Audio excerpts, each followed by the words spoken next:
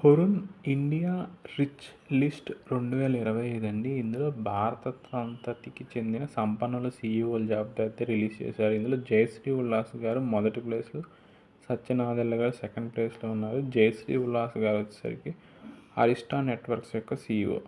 Badminton world federation athletics commission చైర్పర్సన్గా పివి సింధు గారు అయితే నియమితులయ్యారు 2026-29కి గాను.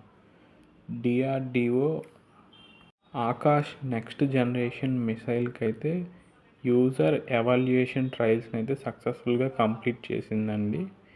ఇంకా ఫోర్త్ బిట్ వచ్చేసరికి పిఎం సూర్యఘర్ ముఫ్త్ బిజిలీ యోజన అండి.